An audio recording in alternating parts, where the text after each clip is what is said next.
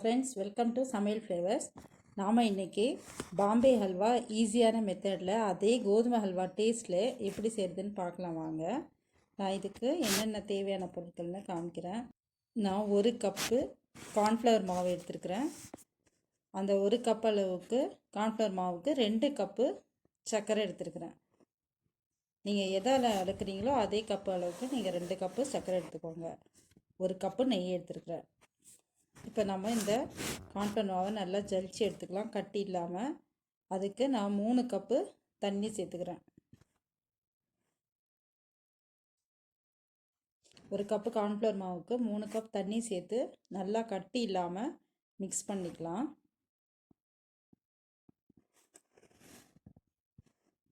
இந்த மாதிரி கட்டி இல்லாமல் மிக்ஸ் பண்ணி தனியாக எடுத்து வச்சுக்கோங்க. அப்புறம் ஒரு ட்ரேயில் கொஞ்சமாக நெய் தடவி அந்த ட்ரேவையும் தனியாக எடுத்து வச்சுக்கோங்க. நான் 1 கப்பு நெய் எடுத்து வச்சுருந்தேன், அதுலேருந்தே கொஞ்சமாக நெய் விட்டு அந்த ட்ரேயில் அப்ளை பண்ணிக்கலாம்.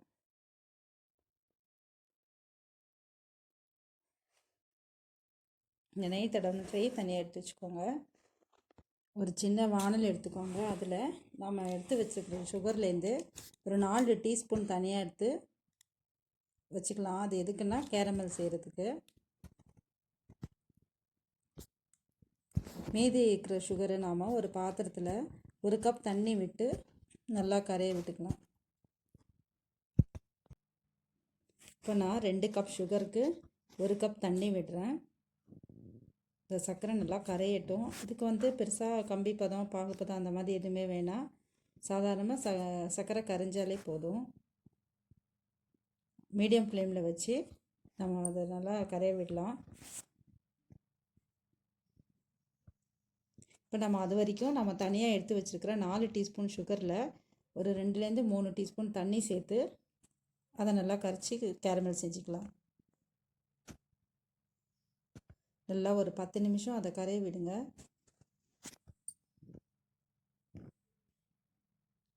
இப்போ இந்த சுகரு கரைஞ்சிடுச்சு. இப்போ நம்ம இதை வடித்து எடுத்து வச்சுக்கலாம்.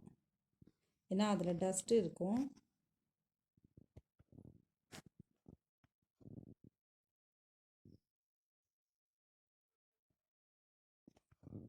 இப்போ நம்ம வடித்த சுகர் சிரப்பை மறுபடியும் அதில் சேர்த்துக்கலாம். இப்போ அடுப்பை மீடியம் ஃப்ளேம்லேயே வச்சுருங்க. அது நல்லா கொதிக்கட்டும்.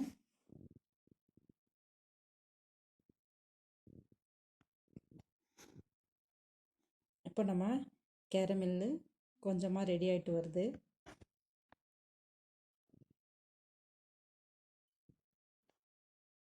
ஒரு 10 நிமிஷம் முடிஞ்சோடனே எப்படி ஆயிடுச்சு பாருங்கள். அதில் ஒரு 2லேருந்து 3 சொட்டு நெய் விட்டுக்கலாம். அப்போ தான் அது அடி பிடிக்காது.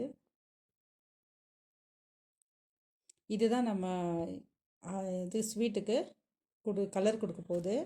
அதோட டேஸ்ட்டும் நல்லாயிருக்கும். இது நம்ம ஆர்டிஃபிஷியலாக எந்த கலருமே சேர்க்கலை. இந்த கேரமல் கலர் தான் அதில் வரும்.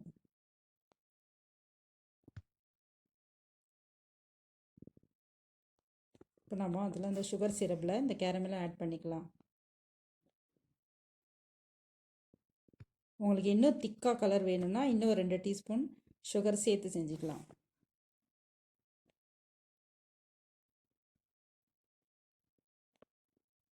இப்போ நம்ம கரைச்சி எடுத்து வச்சுருக்க கார்ன்ஃப்ளவர் மாவை கட்டி இல்லாமல் கொஞ்சம் கொஞ்சமாக அதை ஒரு பக்கம் கிளறி விட்டுக்கிட்டே விடுங்க.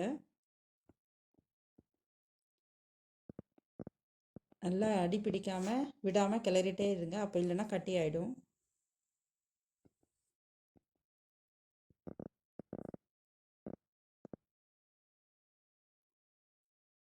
இப்போ பாருங்கள், ஒரு 5 நிமிஷம் நல்லா கொதிக்க விட்டோன்னே கட்டி ஆகிட்டே வருது.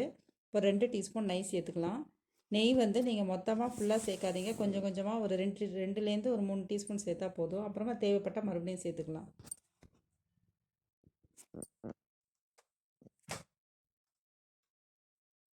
நல்லா மிக்ஸ் பண்ணி விடுங்க. இப்போ நான் ஒரு 1/4 டீஸ்பூன் சால்ட்டு சேர்த்துக்கிறேன். இப்போ தான் உங்களுக்கு டேஸ்ட்டு தூக்கி எடுக்கும்.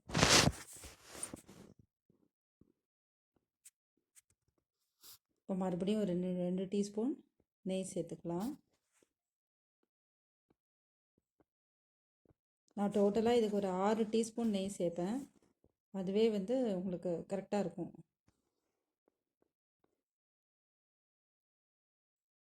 நல்லா மிக்ஸ் பண்ணி விடுங்க. இப்போ நான் இதில் வந்து கட் பண்ணி வச்சுருக்கிற ட்ரை ஃப்ரூட்ஸு சேர்த்துருக்கேன். நீங்கள் வந்து ட்ரை ஃப்ரூட்ஸ் வந்து உங்கள் ஆப்ஷனல் தான், உங்கள்கிட்ட என்ன இருக்கோ அதை சேர்த்துக்கோங்க. நான் வந்து முந்திரி, கொஞ்சமாக பாதாம் சேர்த்துருக்குறேன். நல்லா மிக்ஸ் பண்ணி விடுங்க.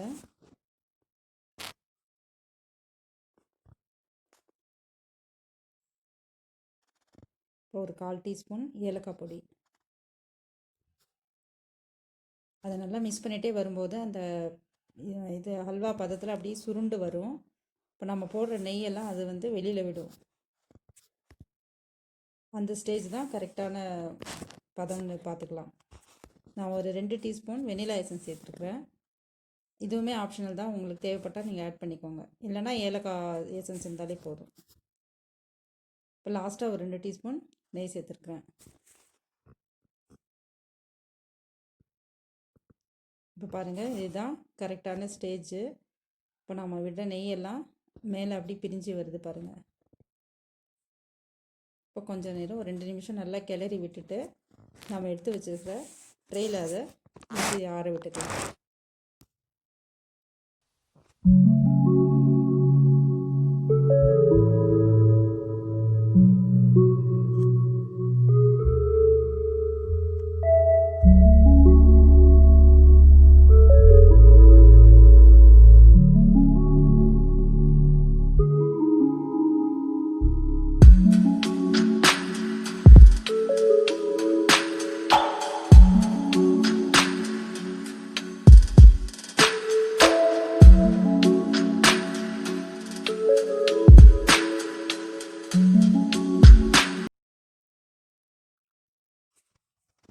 இப்போ அதை நல்லா பரவி விட்டு மேலே லேசாக நெய் தடவி ஒரு 15 மினிட்ஸ் அதை நல்லா ஆற விடுங்க. அதுக்கப்புறம் தேவையான பதத்தில் நம்ம கட் பண்ணி எடுத்துக்கலாம்.